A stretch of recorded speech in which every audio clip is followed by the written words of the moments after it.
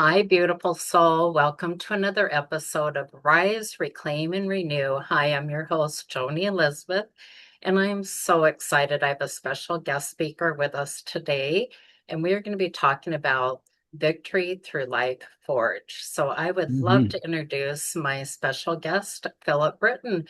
Philip, please introduce yourself to us. Well, hello, and thanks for having me, Joni. It's a pleasure to be here.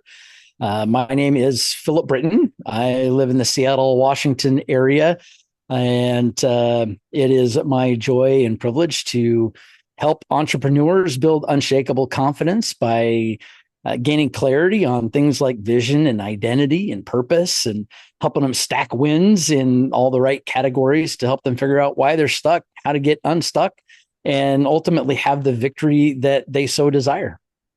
I love that. And that is such a powerful topic and need for that today too, where people can feel like Mm-hmm. imposter syndrome or something about earlier, Mm-hmm. maybe they're building a wonderful business or um they have a great job that they like, but they still feel unfulfilled, Mm-hmm. or they have all kinds of stuff coming at them and they're like, help now what? I would love it if you're open to sharing maybe a little story about what led you to creating this framework, a personal story from your own life. Yeah, well, I've got so many. Yeah, pick one. Life has beat me up six ways from Sunday, as they say. Even starting from an early childhood, second day of second grade, I went to school having wet the bed Oh, and goodness. didn't understand that I should take a shower or bathe or get cleaned up.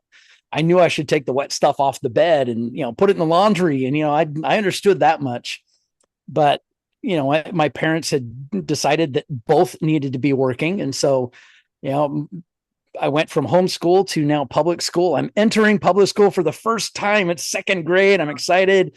And, mom and dad are up before 6 o'clock in the morning and they're out to work.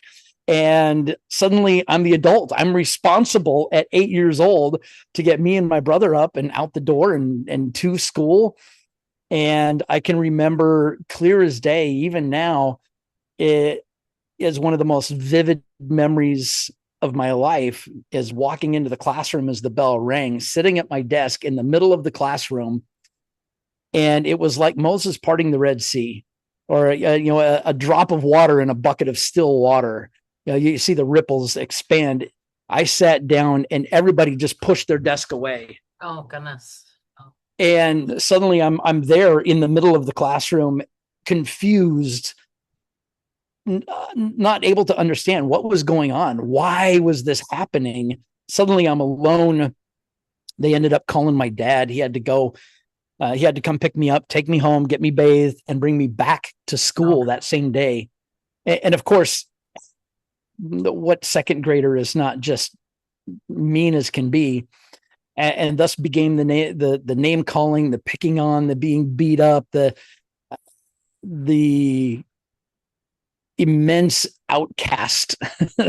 Suddenly, from just barely starting to make a couple of friends to now I'm the most popular kid in school, or infamous, maybe. Nobody wanted to be around me. And, when the bell rang, I was running for my life. goodness. So, and my brother caught a large part of that simply because he was related. And so I felt bad for him later on, not at that point. I was too busy worrying about myself. But my confidence and my self worth were absolutely shattered at that point. Well, those are And it's pivotal moments, aren't they? The childhood, oh something yeah, like that, where I could visualize that, like you're like where Moses parted the Red Sea and all the desks are going like this, and you're an innocent mm, child going, what is going on? Why are people not wanting to connect, or their children being mean? yeah. Wow. It completely wrecked me. I knew God loved me. I knew my parents loved me. I had support at church a little bit, but where was God when I went to school? Yeah. I'm being picked on and bullied. I have no friends. There's nothing. It was, and that followed me all through even into my early high school years. But there's certain things along the way that God used to begin to reshape that, to help me understand my identity, to give me a vision for my future. And slowly throughout my life, God has used certain circumstances to really train me and build me from that destroyed young man to now being in a place where I've learned all of these lessons the hardest way possible. And now I get to share that experience and help others find their victory and build their confidence. And it really is an internal job. Internal victories always precede the external victories. And you can't get to where you want to go until you deal with the internal stuff. And that becomes the hardest part. And that's where the forge analogy comes in. And we can talk about that a little bit later. But that's kind of a 50,000-foot view of where I came from to where I am now, building this training network and really trying to help people find their purpose. I love that, what you're doing, and I'm learning more about it now, which is amazing. Um, what you do. And when people overcome or do that internal work, right? Let God come and shine the light on that.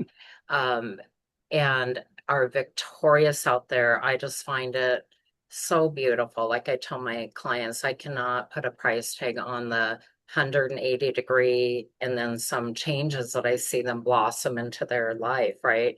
But I think there's something, even though it can be not comfortable to share, stories like that of this is what happened in childhood or how it, Mm-hmm. one amongst many things, but how that followed through into probably younger adulthood.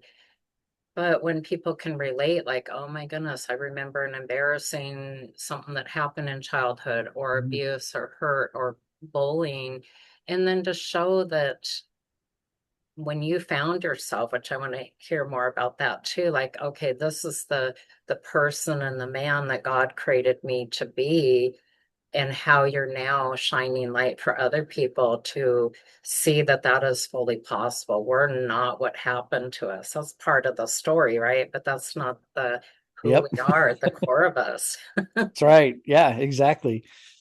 So what would be, I would love to learn more about, like, what does victory, the letters, stand for something specific, but also what is that framework, and how could I or whoever's listening apply that in their lives if they're feeling like I don't have confidence, or I was bullied or Mm-hmm. picked on, or oh my goodness, I have so much coming at me I can't see straight right now.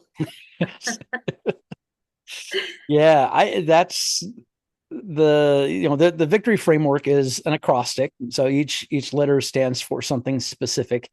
And it really is the culmination of a lifetime of pain and hurt and dealing with trauma and obstacles and the issues of life and entrepreneurship and business and betrayals and all the things that happen to us in life are very much like I said, the forge analogy.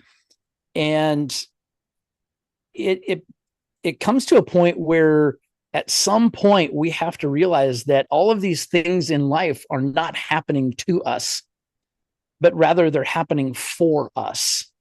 Explain that a little more, because that's powerful, isn't it? It really is, and it's such a paradigm shift when you can understand that at not just a mental level, but when it goes from the head to the heart, and you really kind of jump in. If you go to the book of James, chapter 1, it says, "I thank God for trials of all kinds, Hmm. because I know that those trials produce perseverance. So let perseverance work itself out to perfection, so that you will be lacking nothing." Oh, I love that. Man, how does perseverance in perfection make me lacking nothing? Right. Right. right? So there's so much depth in that verse, and I think we skip over it and say, yeah, okay, I got to persevere through things. Yay, okay, I'll try to get happy about it. This sucks, but okay, pull myself up by the bootstraps. Let's go. It's so much deeper than that, and when we can understand that life is a forge, that God has put us here with our little chunk of metal as our lives, our hearts, right? What happens in the forge? We go into the fire, and it has to get hot enough, long enough that we quit being rigid.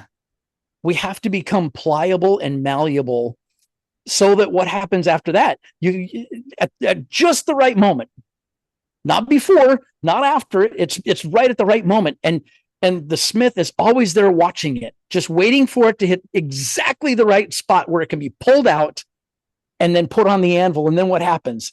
The beating and the pounding and the hammering and the folding and the pressing happens at that point. And our lives, that's what happens. We're in the heat. It's hot. God, it's too hot. Get me out of here. Right. Can't stand it anymore. Yeah. And just at the right spot, he pulls us out.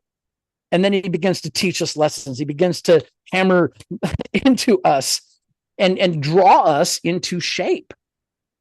And we have to go through that process, through the fire and then onto the anvil, in the fire, back under the hammer, so that we can be drawn out and so that we can take the shape that we were predestined to have.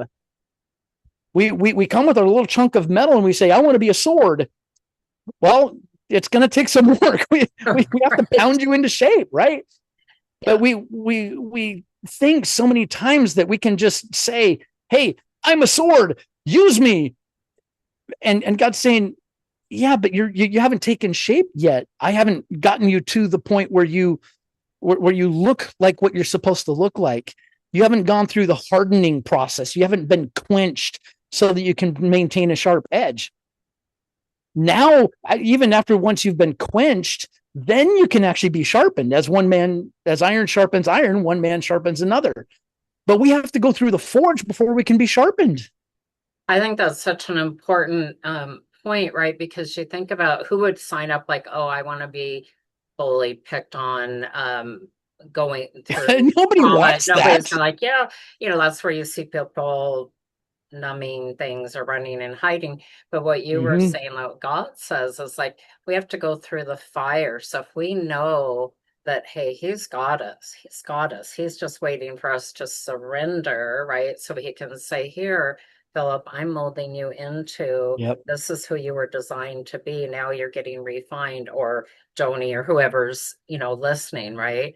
So to Right. not be afraid of that. Like I have people say, okay, I've been hurting for a long time. When am I going to feel better? And I'm like, it's a process, right? It's a refining process and surrendering and getting rid of stuff that wasn't ours to carry or hold on to, right? Right. Exactly. We don't like the pain. Right. And one of the stories that I tell is, for men, we like to take our feelings and all the pain and stuff. We like to put it in a box, put the lid on the box, and put it on a shelf and say, "Don't put it, it hurts too much. Don't ever open that box." Right?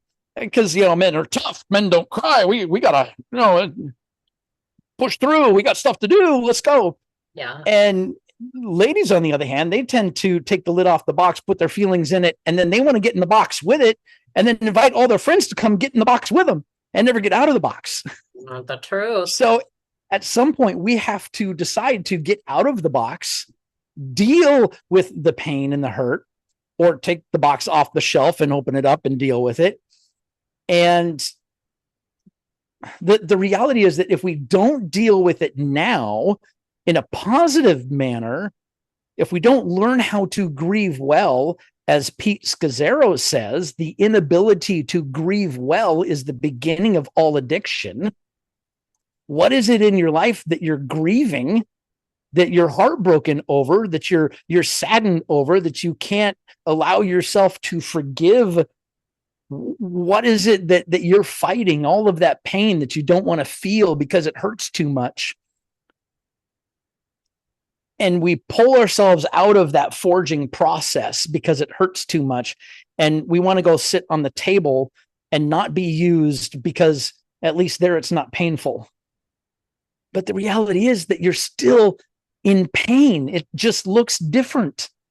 And we have to figure out how to deal with that pain and not numb the pain with all of the hundreds of different addictive behaviors that we tend to get ourselves into to numb the pain, because we don't want to go through that process. We don't want to be hammered and beaten into shape because it hurts. It is painful, but we have to learn how to deal with it. And that's one of the things that we get into in the victory framework.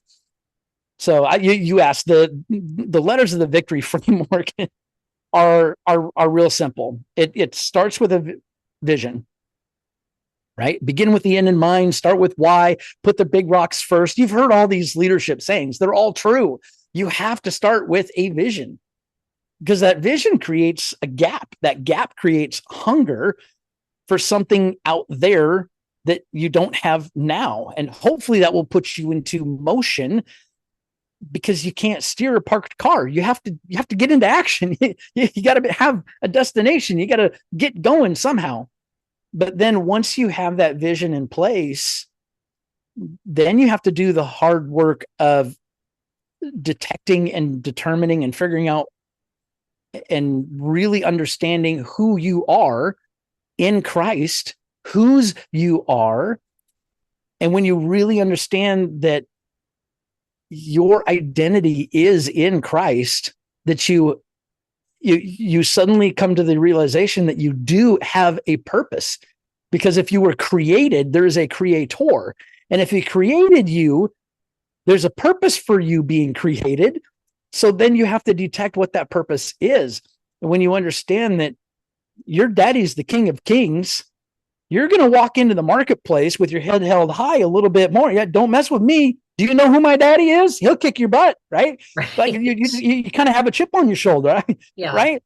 But if you don't understand that you are royalty, that you have an inheritance, you're going to walk around, right? Right. It's a difference in your posture. It's a difference in your attitude. It's when you are clear in your identity, it creates confidence. And when you understand your purpose, then you begin to align your vision with your purpose. And when the two overlap and find that connection point, man, you become unstoppable at that point. And that's the foundation, that's the springboard for which the rest of the victory framework is there. So the V is vision and the I is identity. Okay. And when you look at how they overlap and intertwine, you find your purpose. And so you have to start there. And then the hard work begins, because now we have to deal with the C, which is character. Uh, You have to build character and integrity, because if you don't have that, it doesn't matter what you do with your vision and your identity and building a great big business or whatever it is. It doesn't matter what you do. If your character and integrity are off, they will all fall apart. 100%. That's right. Which leads right into the next piece, the T, which is trust. Learning how to trust yourself, that foundation is character. And then learning how to build trust with others. Again, if your character and integrity are off, you're not going to have trust with other people. But then comes that next little bit deeper level, is learning how to trust others. And man, business owners are some of the toughest. They have a hard time trusting other people because they've been burned. They've had all kinds of issues with people taking advantage of them or stealing or whatever. Learning how to trust others, and especially how to trust others with their baby, their business. It's like, nobody's going to treat your business like you. True. But at some point you have to learn how to let people build that trust. And then that third part of trust with self, trust with others. And then you go deeper. It's learning how to trust God, learning that he is trustworthy, that you can trust him. And when you learn and you know that you can trust him, again, going back to that identity piece, when you know who you are and that your daddy cares for you and wants the very best for you, it creates a natural confidence. And that that next level of the trust is the big question is, can God trust you? Are you faithful with the little that you've been given that he can trust you with more? And oftentimes we as entrepreneurs, we get stuck and we can't figure out why we can't move on. It's because you haven't been a good steward of the things he's given you in, maybe it's only one little area, but you can't hit that next level until you learn how to be a good steward of the little things that he's given you now.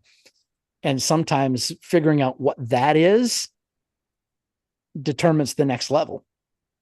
I love that. And the trust that comes up huge, right? Again, if we go back to the beginning of the episode with um bullying and hurt and all Mm-hmm. that, or if you grew up and you didn't have parents that were nurturing or loving, or absent fathers or whatever, then it's like, well, how do I know I can trust my heavenly father? So it's a whole process, right? And very And much, it right? doesn't happen overnight. No, and I love how you said also action, right? Because in today's world, and I'd love your a little tidbit of your perspective on this, we have so much information. There is not a lack of information out there, right? We can instance it, well, now we have AI or whatever, Yeah.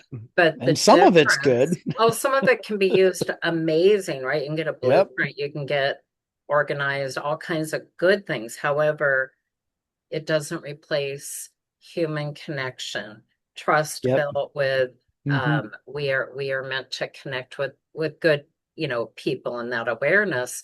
But the things that will help us also to move forward, the more people we can connect with, our businesses, not just let me search it on alone behind Mm-hmm. closed doors in isolation, but let me bring that Yep. forward, right? Yep. And, Yep. and Exactly. And you're kind of getting a little bit ahead of me now oh, because we're I didn't know that's that. yep. That's a big piece of the victory framework. Moving past the T, we get to the O, which we kind of briefly talked about a minute ago. I liken it to open heart surgery. The Ah, O is operate. You okay. have to dig in and operate on the heart level stuff. You Yes. got to deal with the pain. You got to learn how to forgive. You got to learn how to grieve. And that is a painful process sometimes. That is an absolute must. We Yes. have to learn how to dig in and get to the heart level stuff. We are human beings, not human doings. Yes. We have to learn how to be, and dealing with feelings and the heart stuff.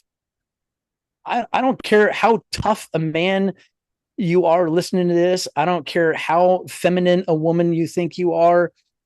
We all have junk in our lives that is extremely painful. The things that you don't tell anyone about, the things that sometimes you just want to go get in your car and scream at your steering wheel, or you want to cry into your pillow and just cry yourself to sleep. We all have those things in our lives, and we have to learn how to deal with those emotions in a healthy manner so that they don't show up later in an unhealthy manner, usually very public and usually very painful. And it always hurts the ones we care about the most. And I want to highlight that because it's so important where you're like, we all have stuff, issues of the heart, right?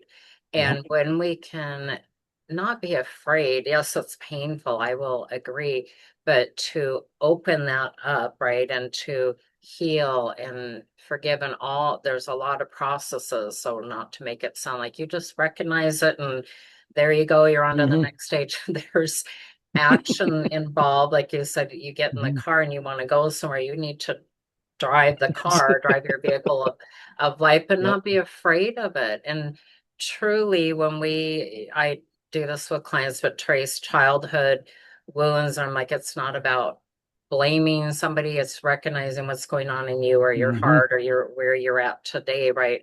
When we can do that and those painful processes we're getting to really our core authentic self that Yep. our Heavenly Father designed us to be. And that's where, well, you probably can finish the sentence on that one, but I was going to say more peace, more joy, more Yeah. All of it. beautiful fruit, right? Yep. There's it's very scriptural. The Bible is full of it. There's I can't remember the specific reference at the moment, but there's one specific verse, and you might know this, that says there's two places. One, the Lord's Prayer, forgive us as we forgive others, Yeah. right? But then there's also another spot where it says, if you forgive others, your heavenly Father will forgive you. There's a stipulation. It's like, if I'm holding unforgiveness in my heart, it's implied that if you are unwilling to forgive others, God will not forgive you. There's a whole parable talking about this, right? So it is so paramount that we deal with the heart level stuff, especially in the age of AI and everything is fake and AI generated, and people are craving the authentic connection with other people, which leads us right into the next, which is our relationships. Love it. Yes. You have to learn how to develop good relationships. Read books like How to Win Friends and Influence People. Like, understand love languages and learning styles and oh gosh, I just all of it. You have to learn how to relate to people Yes. and learn how to speak their language. We have to learn how to build good relationships. Get in the right rooms, find the people that have the things that you want. If you want people with healthy marriages, if you want a healthy marriage, find people who have healthy marriages. If you want to have a good relationship with God, find people who have a good relationship with God. There's an old saying, the Bible says you're known by the company you keep.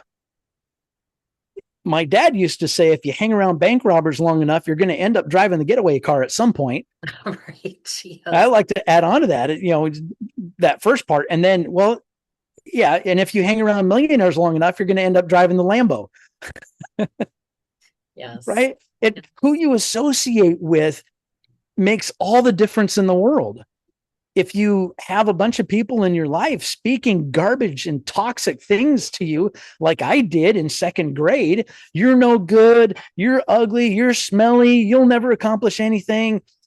Or in your adult years, you hear relatives and people who care about you say things like, get your head out of the clouds. That's too big a problem. You'll never accomplish that. How do you expect to ever be able to do that? You're not smart enough. You're not good looking enough. You're not this, you're not that. All the dumb things people say when they don't have your mission, vision, and values. So we have to distance ourselves from those toxic voices and start getting around people that will speak life into us, to encourage us, champion our cause, encourage us, and sometimes push us into uncomfortable situations that can help us grow and learn. We got to turn down the volume on the negative and turn up the volume on the positive. We have to learn how to do that in our relationships. And of course, it feeds right back into having a vision, right? Do you understand? Are you clear on your identity? Are you building good character and trust? Are you doing the heart work to heal and operate on the past issues and hurts and traumas? It all blends together. It's all intertwined. They all connect to each other. You have a starting point and you move through, and it's the natural progression, but they're all interconnected. And so relationships are one of the key things that help us get through that. We're relational beings. We're meant to be in relationship with God and each other. And what do you think the difference is? So and I wanted to touch on that it's probably going to be a whole nother episode at some point, but with AI, there's benefits to that, but also I'm seeing more people isolating and more depression, Mm-hmm. more anxiety, and losing that sense of connection or craving it, right? Yep, Where people, exactly. we can lift one another up, and we're meant to be in communion with each other, right? And if that old Right. lens is that hurt little boy or girl or traumatized or abandoned Hmm. person, you're carrying that into your adult life. So walking Hmm. through the steps, but also so the person listening going, well, hey, I have my tools right here that can mirror me and I can share my deepest, darkest secrets with this tool. Why would they want to be in relationship? So they could be more victorious. Well, they think they're having a relationship Yes, there you go. because it's somebody that will listen, or something that will listen and not talk back and not try to interject. And that's part of the problem, is that we don't listen to each other, and therefore we don't want to talk to each other because we don't think the other person's going to listen. Yes. And that's why we've got a whole industry of therapists whose professional job it is to just sit there and listen and maybe offer some feedback a little bit once in a while. People are just begging for someone to listen to them. Yes. And if we could just get to that point where we use our ears in proportion to our mouth, man, the world could be a better place if that's the only thing we did. And I agree with that, right? When we can help people to be seen, heard, and valued. And it does start with us learning to do that within ourselves, and then we can shine that out with God shining through us to other people. Um, is there a main, like, one or two key things that you would want to leave us with when we're looking for, like, okay, I want victory in my life? What would you tell the woman or the man listening today?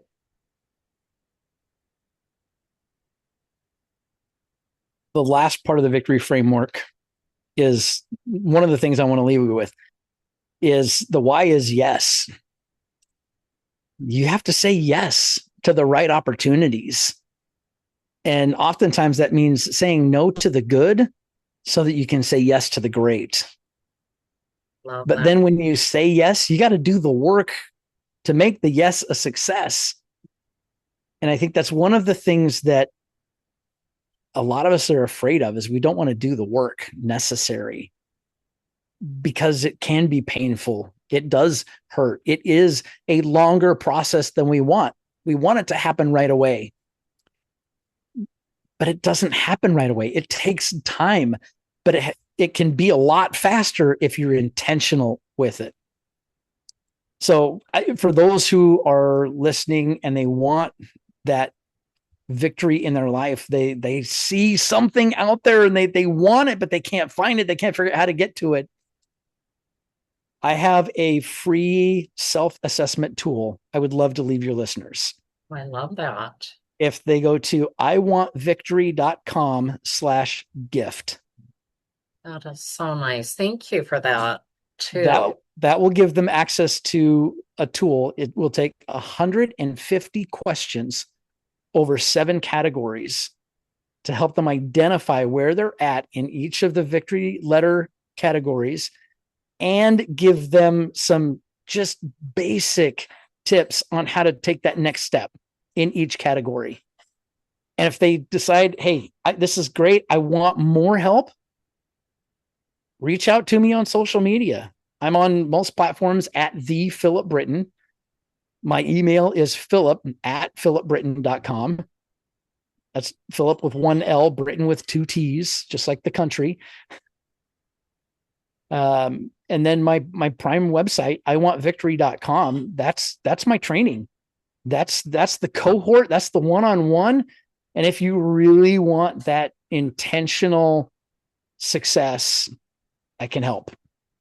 Thank you. And thank you for the free gift that you're offering to whoever's listening. I encourage you to reach out to Philip. You'll love connecting with him.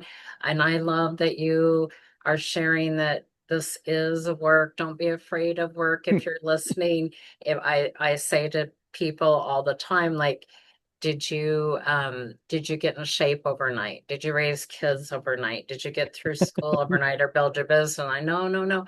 We live in a instant gratification society, but the things that are worth it in life, they take time, effort, and energy. So please reach out to Philip if you're looking for more victory in your life, and check out you have a book too that you wrote, and some good information out there. But I want to thank you for taking time out of your busy day to be on the show today and all the wonderful things that you shared.